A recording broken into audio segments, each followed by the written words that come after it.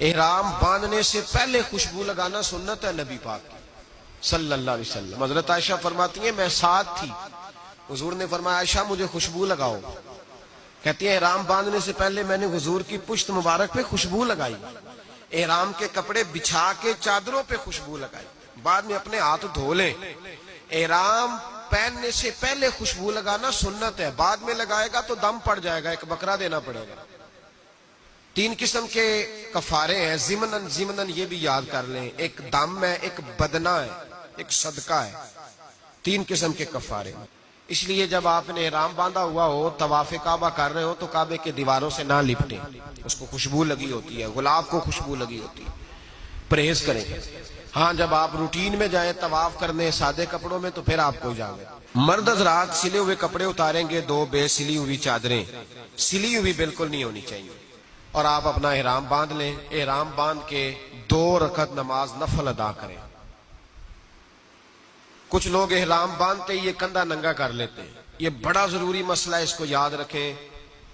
کندھا صرف کعبے کے 7 چکروں میں ننگا کرنا ہے، صحیح میں بھی ننگا نہیں کرنا، اس سے پہلے بھی منع ہے۔ صرف اور صرف سیدھا کندھا ننگا کرنا ہے جب کعبے کا طواف کرنا ہے، نہ اس سے پہلے نہ اس کے بعد۔ احرام آپ 2 رکعت نماز پڑھیں گے، سر ڈھانپ کے پڑھیں آپ نماز، اسی چادر کے ساتھ سر ڈھانپ لیں، چادر کو اوڑھ کے بکل مار کے آپ نماز ادا کریں، 2 رکعتیں پڑھیں۔ پہلی رکعت میں ہو سکے تو سورہ کافرون اور دوسری میں سورۃ اخلاص پڑھیں۔ 2 رکعتیں پڑھ کے پھر آپ ہاتھ اٹھا کے دعا مانگیں۔ کیا دعا مانگیں؟ اے اللہ میں عمرے کی نیت کرتا ہوں، چونکہ تمتع والے نے پہلے عمرہ کرنا ہے۔ اے اللہ میں، اچھا یہ جو لوگ یہاں سے جاتے ہیں نا جدے، وہ بھی تمتع کریں گے چونکہ جا کے پہلے عمرہ کریں گے، اور جو ان کی فلائٹ پہلے مدینہ شریف کی ہے وہ بھی جب مدینے سے جائیں گے تو پہلے عمرہ کریں گے، پھر احرام کھول دیں گے، وہ بھی تمتع ہی کریں گے۔ تو دعا مانگیں، اے اللہ میں عمرے کی نیت کرتا ہوں، اسے میرے لیے آسان فرما اور مجھ سے قبول فرما۔ لبیک کہیں گے۔ ہمارے قبلہ حاجی صادق صاحب رحمۃ اللہ علیہ بڑی خوبصورت بات فرمایا کرتے تھے، وہ کہتے تھے جب تو لبیک کہتا ہے تو تو کہتا ہے یا اللہ میں حاضر ہوں۔ لبیک کا معنی کیا ہے؟ اے اللہ میں، اس کے ترجمے پہ ضرور غور کریں، اے اللہ میں آ گیا ہوں، حاضر ہوں، اے اللہ میں آ گیا، یہ اس کا معنی ہے۔ آپ فرماتے تھے دیکھو نا بچے گھر رہ گئے، پیسے پڑے رہ گئے، جائیدادیں ادھر رہ گئی، ہر شے رہ گئی، اور 2 کپڑے پہن لیے جس طرح کفن پہنا جاتا ہے، اور ہر چیز چھوڑ چھاڑ کے کہا ہے اللہ میں نے کدھر جانا تھا، میں تیرا ہی ہوں، لبیک آ گیا ہوں، میں حاضر ہو گیا ہوں، میں نے کدھر جانا تھا۔ فرمایا اس ارادے کے ساتھ اس کی بارگاہ میں جا کے اللہ آ گیا، میں تیرا ہی تھا، میں کہیں جا ہی نہیں سکتا تھا، آ گیا ہوں۔ اور نبی پاک صلی اللہ علیہ وسلم نے فرمایا جب تو ایک دفعہ یا رب کہتا ہے تو اللہ کئی دفعہ کہتا ہے میرے بندے بتا کیا بات ہے۔ تو جب ہم اسے کہیں گے کہ ہم حاضر ہیں تو کتنا کرم فرمائے گا۔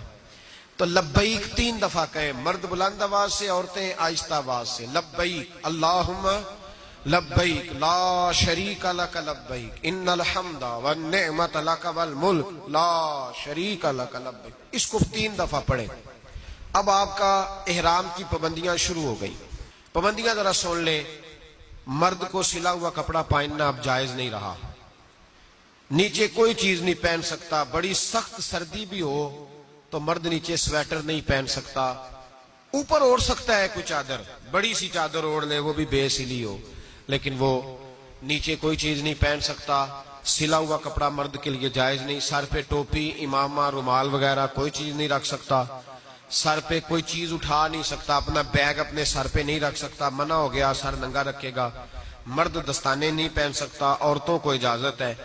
مرد ایسے جوتے نہیں پہن سکتا جو درمیانی جگہ کو چھپائیں، یہ جو ابھار ہوتا ہے نا، ابھار اوپر والی سائڈ، کیا چھت کہتے ہیں ہم اسے، پیر کی جو چھت ہے اوپر والی سائڈ، اس کو چھپانا درست نہیں۔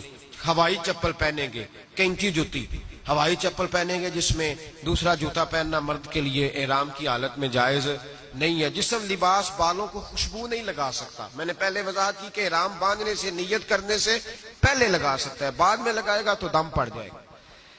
خالص خوشبو الائچی، لونگ، دار چینی، زعفران، اس طرح کی جو چیزیں بھی کھانے میں ڈالی گئی ہوں، اگر ان کی خوشبو واضح ہو تو وہ کھانا بھی تناول نہیں کر سکتا۔ ہاں اگر پک جائیں کھانے کے اندر اور خوشبو ان کی محو ہو جائے پھر کھا سکتا ہے. کسی سے کوئی جھگڑا نہیں کر سکتا. ہر جگہ جھگڑا منع ہے لیکن اللہ نے نام لے کے کہا ولا جدال فی الحج, اور حج میں جھگڑا نہ کرنا. حج میں جھگڑا نام لے کے کہا. کو کتنی مرضی بھی تکلیف دے لیکن ہم نے آگے سے جھگڑا. میں کہنا کالو سلامہ بھائی تجھے سلوٹ ہے.